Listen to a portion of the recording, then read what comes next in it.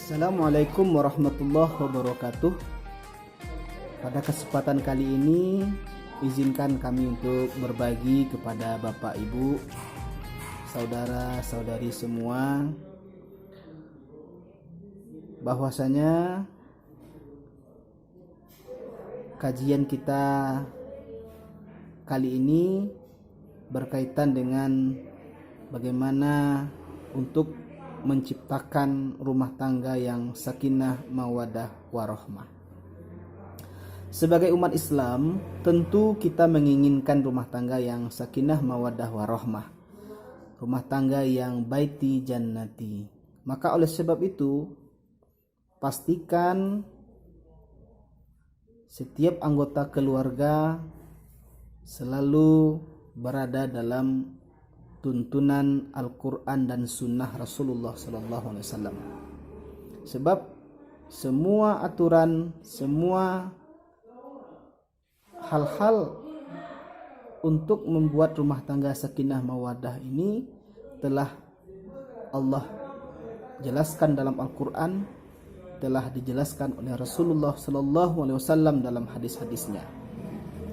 Di samping itu, pemirsa yang berbahagia, sebagai warga negara Kesatuan Republik Indonesia, maka dalam hal ini agar terbentuknya rumah tangga yang sakinah mawaddah warahmah ini, negara hadir untuk memberikan kepastian hukum kepada seluruh warga negaranya, terkhusus untuk kita umat Islam. Maka oleh negara dibuatlah aturan undang-undang yang secara legal memberikan keamanan, kepastian hukum kepada seluruh warga negaranya. Maka lahirlah Undang-Undang Nomor 1 Tahun 1974 tentang perkawinan. Kemudian undang-undang tersebut dipertegas dengan Peraturan Pemerintah Nomor 9 Tahun 1975. Tidak saja sampai di situ, pemirsa yang berbahagia, terkhusus bagi umat Islam, lahirlah Instruksi Presiden Nomor 1 Tahun 1991 tentang kompilasi hukum Islam. Maka pada kesempatan yang berbahagia ini, kami ingin berbagi kepada kita bersama apa saja isi dari kompilasi hukum Islam tersebut berkaitan dengan perkawinan. Apa tujuannya? Agar dengan mendapatkan pengetahuan tentang ini dari awal, kita sudah bisa mempersiapkan, kita sudah punya ilmu. Kalau ilmu sudah ada, maka insya Allah tujuan dari pernikahan itu akan bisa kita raih.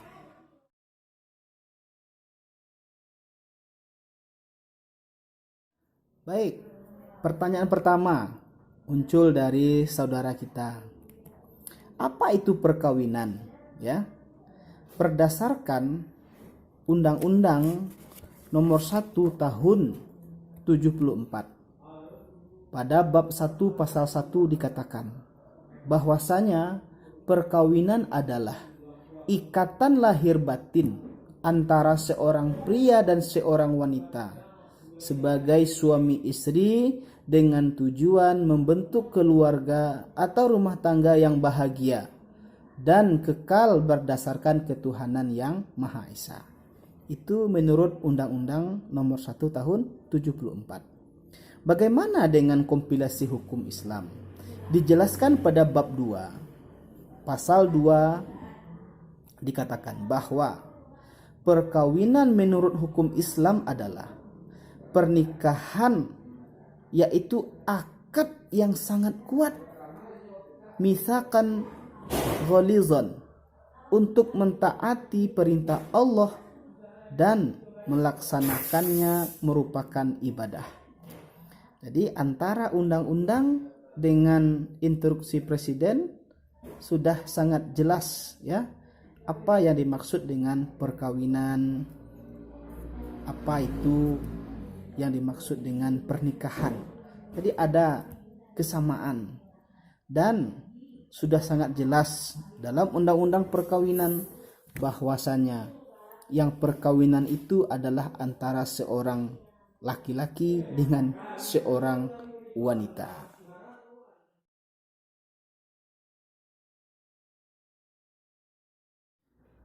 Baik, yang kedua, apa sih tujuan dari perkawinan itu? Berdasarkan instruksi Presiden nomor 1 tahun 91 tentang kompilasi hukum Islam, di sini dijelaskan bahwasanya perkawinan itu bertujuan untuk mewujudkan kehidupan rumah tangga yang sakinah, mawaddah, warahmah. Jadi bagi saudara-saudaraku yang belum menikah atau yang mau menikah kembali ya, maka pastikan tujuan menikah adalah untuk mewujudkan membina rumah tangga yang sakinah, mawaddah, warahmah. Sejalan dengan itu, Undang-Undang Nomor 174 juga mengatakan bahwasanya pernikahan itu untuk membentuk keluarga, membentuk rumah tangga yang bahagia. Jadi harus ada bahagia di sana. Bahagia kekal berdasarkan ketuhanan yang Maha Esa. Nah, dalam kompilasi hukum Islam lebih diperjelas lagi bahwasanya rumah tangga itu kita ciptakan agar menjadi sakinah, mawaddah, warahmah, ada ketenangan, kenyamanan, kebahagiaan, dan yang lebih luar biasa, pernikahan itu, perkawinan itu merupakan suatu ibadah. Nah, ya, jadi luruskan niat bahwa kita menikah itu adalah karena Allah dan Rasulnya, karena kita ingin menciptakan sakinah, mawaddah, warahmah di rumah tangga kita.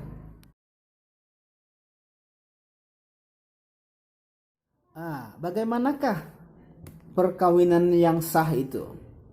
Berdasarkan kompilasi hukum Islam dikatakan bahwa bagi umat Islam perkawinan dianggap sah apabila dilakukan menurut hukum Islam. Ya, menurut hukum Islam perkawinan itu jika kita laksanakan akan menjadi sah. Sejalan dengan itu, lihat juga lah pasal 2 Undang-Undang Nomor 1 tahun 74. Nah, juga dikatakan perkawinan adalah sah apabila dilakukan menurut hukum agama masing-masing. Jadi kalau kita umat Islam, agar perkawinan kita sah, maka laksanakanlah sesuai dengan tuntunan hukum Islam. Dan ini ada regulasinya. Lihat kompilasi hukum Islam pada pasal 4. Pemirsa yang budiman, pada pasal 5 KHI dijelaskan apakah perkawinan itu harus dicatat. Ternyata dalam pasal 5 KHI ini jelas agar terjamin kepastian hukum, ya, maka perkawinan itu harus dicatat. Siapa yang melakukan pencatatan adalah pegawai pencatat nikah. Di mana? Di kantor urusan agama. Itu pasal 5 ayat 2. Jadi oleh sebab itu kepada seluruh saudara-saudaraku yang mau menikah atau yang mau menikah kembali, maka pastikanlah pernikahannya itu tercatat. Karena dalam undang-undang juga ditegaskan pasal 2 ayat 2 dikatakan tiap-tiap perkawinan dicatat, ditulis. Nanti kalau sudah dicatat ada buktinya. Kalau mau ngurus-ngurus surat, kita ada bukti bahwa saya adalah seorang suami, saya adalah seorang istri.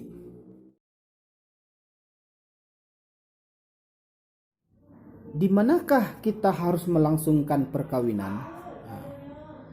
Ini dijawab pada pasal 6 KHI bahwasanya perkawinan itu dilangsungkan di hadapan dan di bawah pengawasan pegawai pencatat nikah. Itu pasal 6 ayat 1. Pada pasal 6 ayat 2-nya, perkawinan yang dilakukan di luar pengawasan pegawai pencatat nikah tidak mempunyai kekuatan hukum. Nah, jadi ini bahaya kalau kita melangsungkan perkawinan bagi masyarakat ya yang akan melangsungkan perkawinan tidak di bawah pengawasan pegawai pencatat nikah atau tidak dicatat, maka tidak mempunyai kekuatan hukum. Jadi akan serba sulit nanti mengurus surat-surat dan segala macam. Kemudian pada pasal 7 dikatakan bahwasanya ayat 1, perkawinan hanya dapat dibuktikan dengan akta nikah. Nah, jadi kalau kita sudah melapor ke pegawai pencatat nikah, nanti ada buku nikahnya. Kalau tidak melapor, ya nggak ada buku nikahnya, susah nanti. Jadi kalau perkawinan yang tidak dapat dibuktikan dengan buku nikah atau dengan akta nikah, maka dia dapat mengajukan isbat nikah ke pengadilan agama.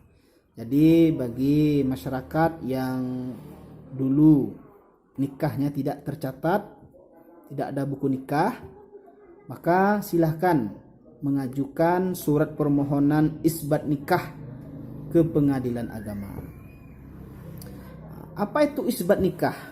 Pada pasal 7 ayat 3 dikatakan bahwasanya isbat nikah yang dapat diajukan ke pengadilan agama terbatas mengenai hal-hal yang berkenaan dengan: pertama, adanya perkawinan dalam rangka penyelesaian perceraian. Yang kedua, hilangnya buku nikah. Ketiga, adanya keraguan sah atau tidaknya salah satu syarat perkawinan. Yang keempat, adanya perkawinan yang terjadi sebelum berlakunya Undang-Undang Nomor 1 Tahun 74. Dan yang kelima, perkawinan yang dilakukan oleh mereka yang tidak mempunyai halangan perkawinan menurut Undang-Undang Nomor 1 Tahun 74. Pada ayat 4 pasal 7, yang berhak mengajukan isbat nikah ialah suami atau istri, anak-anak mereka, wali nikah, dan pihak yang berkepentingan dengan perkawinan itu. Jadi ini sudah sangat jelas bahwasanya kekuatan hukum pernikahan itu sangat penting. Jadi jangan kita anggap ini hal biasa. Kita negara hukum perlu bukti, perlu jaminan bahwa kita memang sudah menjadi pasangan suami istri. Kalau seandainya buku nikahnya tidak ada atau memang belum ada, maka negara hadir. Silahkan mengajukan permohonan isbat nikah ke pengadilan agama.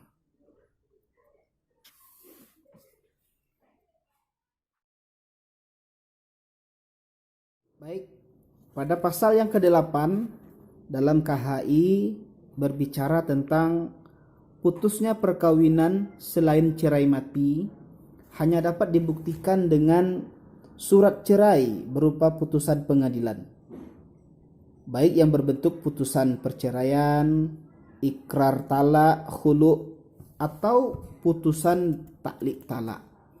Jadi pada pasal 8 ini memberikan penjelasan kepada kita kalau seandainya pernikahan kita tidak bisa dilanjutkan, artinya berpisah, bercerai, maka pengadilan dalam hal ini akan menerbitkan surat. Dijelaskan pada pasal 9 ayat 1, jika putusan pengadilan yang telah diterbitkan berkaitan dengan perceraian, khulu, atau taklik talak Pada pasal 9 ini jika itu hilang, maka minta kembali ke pengadilan. Kemudian pada ayat 2 dikatakan, dalam hal surat bukti yang dimaksud pada ayat 1 tidak dapat diperoleh, maka dapat diajukan permohonan ke pengadilan. Jadi segala sesuatu itu ada jalan keluarnya. Terakhir, pemirsa yang berbahagia, pada pasal 10 instruksi presiden tentang kompilasi hukum Islam ini, pada pasal 10 berbicara tentang masalah rujuk. Rujuk hanya dapat dibuktikan dengan kutipan buku pendaftaran rujuk yang dikeluarkan oleh pegawai pencatat nikah, ya. Jadi sebenarnya hal ini dibuat hanya untuk memberikan kenyamanan dan kepastian kepada seluruh warga, terutama umat Islam dalam hal perkawinan. Mudah-mudahan dengan penjelasan sederhana ini bisa menambah ilmu kita dan menambah wawasan kita tentang penjelasan pemerintah yang berkaitan dengan perkawinan ini. Terima kasih telah menyaksikan. Mohon maaf video sederhana ini. Insya Allah untuk kedepannya kita lanjutkan tentang pasal-pasal berikutnya. Assalamualaikum warahmatullahi wabarakatuh.